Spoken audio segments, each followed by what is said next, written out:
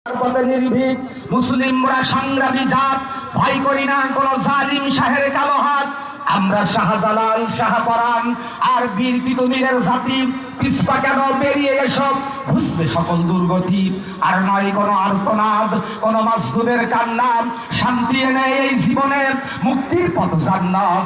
হে আল্লাহ তুমি রক্ষা করো, হে আল্লাহ তুমি কবুল করো, এই দুনিয়া ও দিন শান্তিতে থাক কুল কায়নাত। নিখিল মুসলিমিন মুসলিম মোরা ঘুমায় বেহুশ, বিবিকে ঝুলছে তালাম, রক্তমোদের শিথিল হয়েছে পাপে অন্তর কালাম।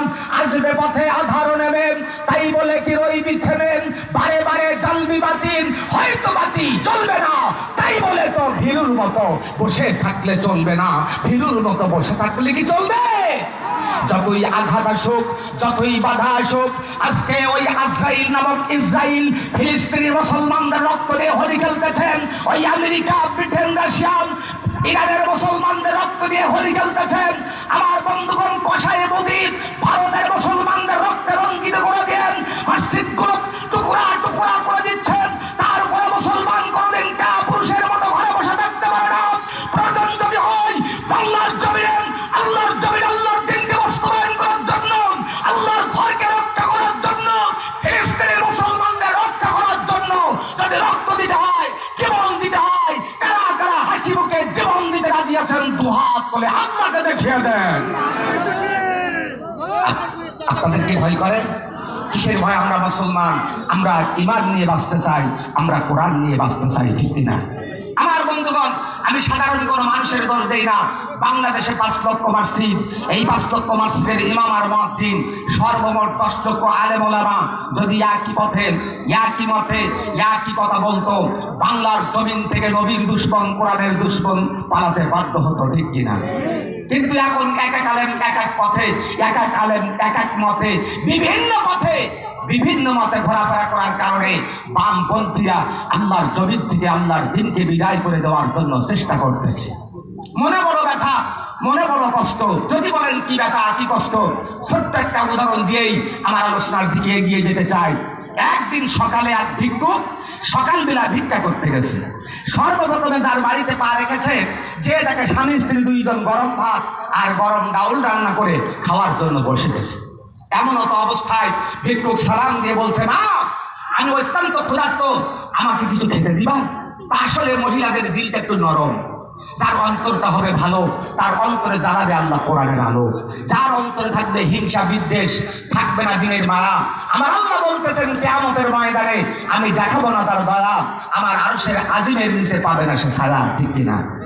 সঙ্গে সঙ্গে স্বামী ডাক দিয়ে, স্ত্রী ডাক দিয়ে বলছে, প্রাণের স্বামী তুমি আমার জীবনের চেয়েও দামি। আল্লাহ রাসূল বলেছে তোমরা 5টা কাজ দ্রুত আদায় করো। তার মধ্যে 1 নাম্বার হলো মেহমান আসতে সেবা করো। ভিক্ষুক হলে কি হবে? সে আজকের জন্য আমাদের মেহমান, আগে এই ভিক্ষুককে খেতে দাও, তারপর আমরা খেতে চাই। সঙ্গে সঙ্গে তার স্বামী 1 গামলা ভাত নিয়ে ভিক্ষুকের সামনে রেখে ঘরের ভিতরে ডাউল আনতে চলে গেছে। ডাউল নিয়ে যেয়ে দেখে ভিক্ষুকের ভাত খাওয়া শেষ। ডাউলের গামলা রেখে পুনরায় আবার ঘরের ভিতরে ভাত আনতে চলে গেছে। ভাত নিয়ে যেয়ে দেখে ডাউল খাওয়া শেষ। এই অবস্থায় 3 গামলা ডাউল, 3 গামলা ভাত খাওয়া দাওয়া শেষ, ঘরে আর কিছুই নাই। স্বামী তখন আফসোস করতেছে, দুঃখ করতেছে। বিবি ডাক দিয়ে বলল, প্রাণের স্বামী তুমি দুঃখ করো, আফসোস করো, কারণটা কি? স্বামী ডাক দিয়ে বলল, বিবি ও 3 গামলা ভাত খেয়েছে খাক, তাতে আমার দুঃখ না। 3 গামলা ডাউল খেয়েছে খাক, তাতে আমার মনে কষ্ট না। আমার মনের কষ্ট এক জায়গায়, আমার মনের দুঃখ এক জায়গায়, আমি ভাত আর ডাউল এক জায়গায় করতে পারলাম না। তা আসলে আমাদের মনের দুঃখ, আমাদের মনের কষ্ট এক জায়গায়। বিগত 18টি বছর এই বাংলার জমিনে কোরআনের কথা বলতেছি, আজ পর্যন্ত বাংলার জমিনে ওয়াজ আর আমল এক জায়গায় করতে পারলাম না। এদেশের আলেমগুলো এক পথে এক মতে আসলো না, ঠিক কিনা? আজকে যদি বাংলার জমিনে ওয়াজ আর আমল এক জায়গায় হতো, এদেশের আলেমগুলো এক পথে এক মতে আসতাম, 24 ঘন্টা নয় 24 সেকেন্ডের ভিতরে গোটা বাংলার জমিনে কোরআনের পতাকা পথ পথ করে উঠতো, ঠিক কিনা? আমার বন্ধুগণ, আমার ভাইরা, আজকে 2টা জিনিসের কারণে আজকে আমরা ধ্বংসপ্রাপ্ত। তার মধ্যে 1 নাম্বার হলো আমরা ঈমান হারা হয়ে গেছি, আর 2 নাম্বার আল্লাহর কোরআন ছেড়ে দিয়েছি। আজকে যদি ইমানের বলে বলিয়ান হতে পারতাম, আল্লাহর কোরআনকে বুকে আঁকড়ে ধারণ করতে পারতাম, তাহলে পৃথিবীর এই প্রান্ত থেকে অপর প্রান্ত পর্যন্ত মুসলমান যেখানে যেত এই মুসলমানদের বিজয় হতো। আমার বন্ধুগণ, আমার ভাইয়েরা, আল্লাহ রাব্বুল আলামিন ডাক দিয়া বলেন, ও দুনিয়াবাসী, তোমরা শুনলে হবে খুশি, আমি তোমাদের জন্য যে কোরআনুল কারীম নাযিল করেছি, এই কোরআনুল কারীম হলো দুনিয়ায় চলার জন্য সঠিক পথের দিশা। আমি আল্লাহ ঘোষণা দিলাম, এটাই হলো জান্নাতের জন্য একমাত্র ভিসা। এই কোরআনুল কারীম যে ব্যক্তি করবে মান্য, আমি আল্লাহ রাব্বুল আলামিন তার মুমিনের খাতায় করব গণ্য, আর যে ব্যক্তি মুমিনের খাতায় হতে পারবে গণ্য, কঠিন হাসরের ময়দানে আমার জান্নাতুল ফেরদাউসটা দিয়া তার জীবনকে করব ধন্য। চিৎকার দিয়ে বলুন সুবহানাল্লাহ। কিন্তু সেই কোরআনকে আমরা মানতে পারতেছি, কোরআনকে আমরা মানি, কোরআনের বিচার কি বাংলাদেশে আছে, কোরআনের বিচার কি ভারতে আছে, কোরআনের বিচার কি মায়ানমারে আছে, কোরআনের বিচার কি আমেরিকায় আছে। ও মুসলমান, আমরা কোরআন শুনতে গেছি কিন্তু কোরআন আমরা মানি না, কোরআনের বিচার আমরা করি না। আমার আল্লাহ রাব্বুল আলামিন বলেন, ومن لم يحكم بما أنزل الله فأولئك هم الكافرون। যারা আমার দেয়া বিধান অনুযায়ী বিচার করে না, ওরা হলো কাফের, ওরা হলো ফাসিক, ওরা হলো জালেম। তাহলে আল্লাহর কথা মোতাবেক বোঝা গেল আমরা কাফের, আমরা ফাসিক, আমরা জালেম। আর জালেমের দোয়া, ফাসিকের দোয়া আল্লাহর দরবারে কি কবুল হবে? আমার বন্ধুগণ, আমার ভাইয়েরা, ইমান এমন একটা জিনিস, আল্লাহ রাব্বুল আলামিন বলেন, রব্বানা আফরিগ আলাইনা সাবরান ওয়া সাব্বিত আকদামানা ওয়ানসুরনা আলাল কওমিল কাফিরিন।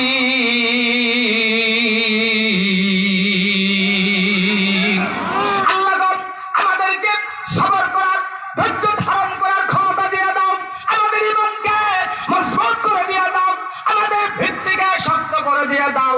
আর তাম পৃথিবীর কুফরি শক্তির উপরে, বাতিল শক্তির উপরে আল্লাহ আমাদেরকে বিজয় দান করে দিয়ে দাও।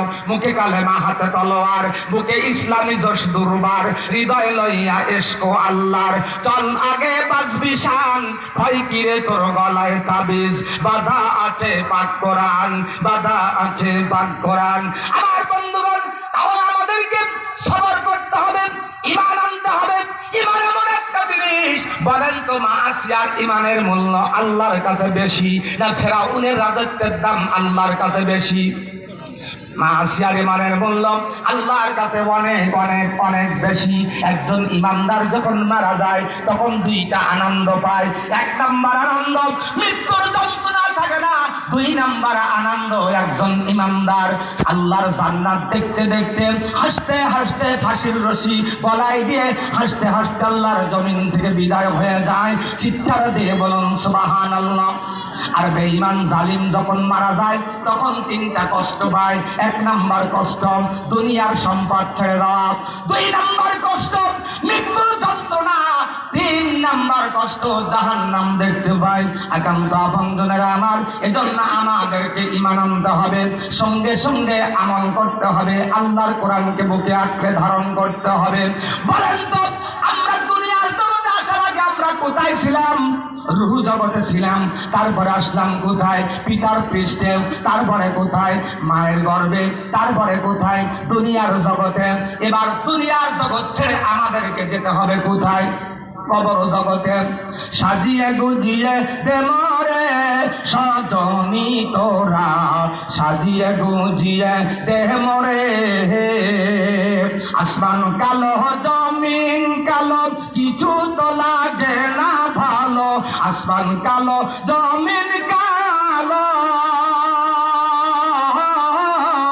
আসমান কালো, জমিন কালো, কিছু তো লাগে না ভালো। সাদা কাপড় আমায় পরিয়ে দে সজনী তোরা, সাজিয়ে গুজিয়ে দে মরে। দালান কোঠা পাকা বাড়ি আমি কি থাকিতে পারি? দালান কোঠা পাকা বাড়ি, দালান কোটা পাকা বাড়ি আমি কি থাকিতে পারি, ওই ছোট্ট ঘরে ওই মাটির ঘরে আমায় রাইখা দে সজনী তোরা, সাজিয়ে গজিয়ে দে মরে। চিৎকার দিয়ে বলুন আল্লাহু আকবার। আমার বন্ধুগণ, তাহলে আসলাম, চলে গেলাম, হাসরের মাঠে উঠলাম। এই হাসরের মাঠে উঠার পরে আপনার আশা আমার আশা একমাত্র আল্লাহর জান্নাত, ঠিক কিনা? এই জান্নাত কাদের জন্য? আমার আল্লাহ পাক বলেন, ইন্নাল্লাযীনা আমানু ওয়া আমিলুস সালিহাতি লাহুম জান্নাতুন নাঈম খালিদিনা ফিহা ওয়াদাল্লাহি হাক্কা ওয়া হুয়াল আজিজুল হাকীম।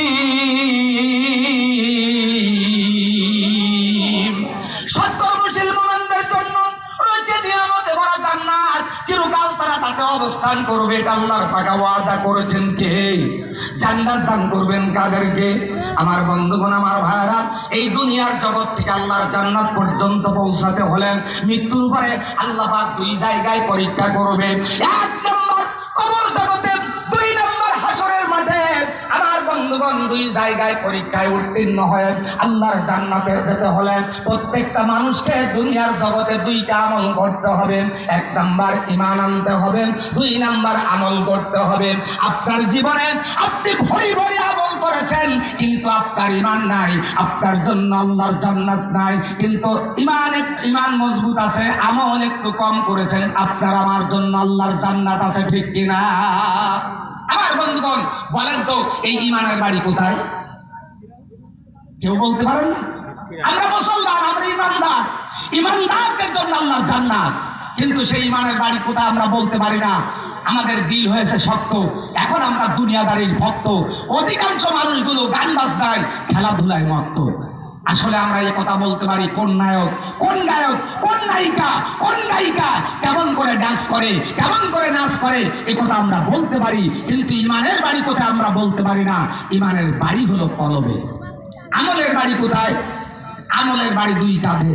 আমার বন্ধুগণ, আমার ভাইরা, এই জন্য ঈমান আনতে হবে, সঙ্গে সঙ্গে আমল করতে হবে। ঈমানদারের পাওয়ার, ঈমানদারের শক্তি এমন হবে, একদম ঈমানদার, তার সম্পদ যাবে, স্ত্রী যাবে, সন্তান যাবে, চাকরি যাবে, জীবন যাবে, তবুও সে ঈমান দিতে পারে না, ঠিক কিনা?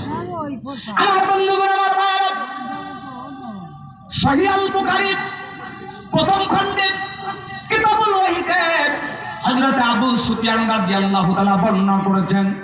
হযরত আবু বকর রাদিয়াল্লাহু তাআলা যখন খিলাফতের আসনে বসলেন, তামাম পৃথিবীর দিকে তাকিয়ে দেখলেন কোরআনের পতাকা পথ পথ করে উঠতেছে, কিন্তু রোম পারস্যের সম্রাট হিরাক্লিয়াস মুসলমানদের রক্ত নিয়ে হোলি খেলতেছে, মুসলমানদেরকে রাজপথে হত্যা করতেছে, তাদের বিরুদ্ধে গুম খুন মামলা দিচ্ছে। এমন তো অবস্থায় হযরতে আবু বকর রাদিয়াল্লাহু তাআলা খালিদ বিন ওয়ালিদকে ডাক দিয়ে বললেন, খালিদ, যুবকদের শক্তি আর মুরব্বীদের যুক্তি, এই দুটো দিলে এই সমাজের মানুষ পাবে মুক্তি। ও খালিদ, এই মুহূর্তে আমি তোমার নেতৃত্বে 39,000 সৈন্য দেয়া আর মুখ প্রান্তরে পাঠাতে চাই। রোম পারস্যের সম্রাট হিরাক্লিয়াসের বিরুদ্ধে যুদ্ধ করার জন্য খালিদ বিন ওয়ালিদ মাথা পেতে গ্রহণ করলেন। 39,000 সৈন্য নিয়ে ইয়ার মুখ প্রান্তরে চলে গেলেন। যে দেখলেন রোম পারস্যের সম্রাট হিরাক্লিয়াসের সৈন্যের সংখ্যা 2,60,000। কত হাজার? 2,60,000। মুসলমানদের সৈন্যের সংখ্যা কত? 39,000। এই যুদ্ধ একদিন নয়, 2 দিন নয়, 90 দিন ধরে হয়েছিল। যুদ্ধ হয়, মুসলমানদের বিজয় হয়, যুদ্ধ হয়, মুসলমানদের বিজয় হয়। চিৎকার দিয়ে বলুন আল্লাহু আকবার।